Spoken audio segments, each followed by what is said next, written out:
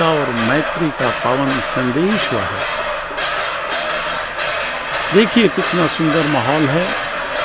उमस थोड़ी बहुत जरूर है, लेकिन भक्तों के मन में, भक्तों के दिल में, भक्तों के अंतःकरण में एक कामना है, एक चाह है, एक प्रतीक्षा है कि पहंडी के बाद भगवान जगन्नाथ रथारूढ़ हो। और समय एक अंतराल के लिए मैं अभी लेता हूँ अल्प विराम। आगे का विवरण आप हमारे सहयोगी से सुनिए। जय जगन्नाथ। मंडप मालिनी नीलाद्री मंडप में सांस्कृतिक परंपरा और औपचारिक क्रम में 12 मास में 13 यात्राएं होती हैं और 27 उप यात्राएं और 100 से अधिक तो पर्व त्योहार है।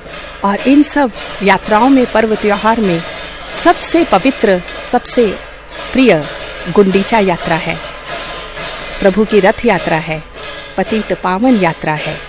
और आज दूरदर्शन के माध्यम से सभी भक्त जो अपने घरों में बैठे इस यात्रा का आनंद ले रहे हैं और विभोर हो रहे हैं। यह बड़े भाई बलराम जी की पहंडी है। पहंडी यहाँ की लोक भाषा का शब्द है जो कि संस्कृत से उत्पन्न हुआ है। पदहुंडन, छोटे छोटे पग से आगे बढ़ते हुए, हिलते डुलते हुए।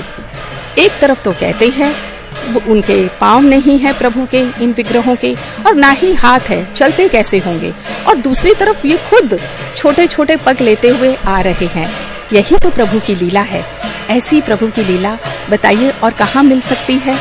यहाँ पर आज देवी देवता, नाग, स्थलचर, जलचर, किन्नर, गंधर्व, नर नारी सभी उपस्थित हैं और सभी उपस्थित होकर प्रभु की इस सुंदर, पवित्र, लुभावनी, मनमोहक रथ यात्रा का आनंद ले रहे हैं। और उनके सेवकगण अति श्रद्धा से, भक्ति से, आनंद से विभोर होकर प्रभु को लेके आ रहे हैं। और अभी बलभद्र जी आ रहे हैं। इससे पहले सुदर्शन जी अपने रथ पे जा चुके हैं, जो कि माता सुभद्रा के रथ पे विराजमान हो गए हैं। और ये जो पहंडी आती है रत्न वेदी से उतरकर 22 पहाच, मतलब 22 पौड़ियों, मंदिर की जो 22 पवित्र सीढ़ियां हैं उनको पार करती हुई, कहते हैं घंटुआ लोग जो इनके सेवकगण हैं, घंटे का वादन करते हैं। वो जिस लय में घंटे को बजाते हैं उसी लय में चतुर्धा विग्रह डोलते हुए, आगे पीछे बढ़ते हुए, इधर उधर डोलते हुए, पदहुंडन करते हुए रथ की ओर जाते हैं। और यह सेवकगण चाहे पूरे साल कुछ भी नहीं करें, किसी भी देश विदेश में हो, उनके बच्चे तक वो जब रथ यात्रा के समय अपनी सेवा को देने के लिए, जैसे उनके जीवन का परम लक्ष्य यही है, वो यहाँ पर आकर जरूर उपस्थित होते हैं। विशेष तरह का प्रावधान पहने हुए, वो चंदन के रंग की मट्ठा की धोती, ऊपर जिसको हम लोग कहते हैं दोजड़ इस यहाँ की भाषा में, कंधे पे लिए, और शरीर पे कोई अलंकार, कोई और वस्त्र धारण नहीं करते। वो घंटुआ सेवक अपनी सेवा देते हैं। माथे पर सुंदर टाहिया, देखिए फूलों से, यहाँ पर कोई भी रासायनिक या अप्राकृतिक चीजें इस्तेमाल नहीं होते। प्रभु जगन्नाथ चतुर्धा विग्रह वो वातावरण से इतने घुले मिले हुए हैं, उनकी समस्त सामग्री इसी वातावरण से उत्पन्न है। यहाँ पे बहुत ही सुंदर ये ताज इनके लिए बनाया जाता है, मुकुट कहते हैं, यहाँ की भाषा में ताहिया कहते हैं।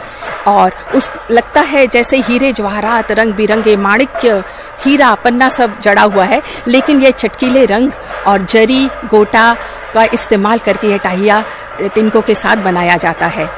धाड़ी पहंडी जब आती है तो उसको कहते हैं कि जब एक प्रभु रत्नवेदी से नीचे उतरते हैं, 7वीं पहाच और सीढ़ी तक पहुंचते हैं, तब दूसरे विग्रह को रत्नवेदी से उतारा जाता है। एक एक करके प्रभु आ रहे हैं।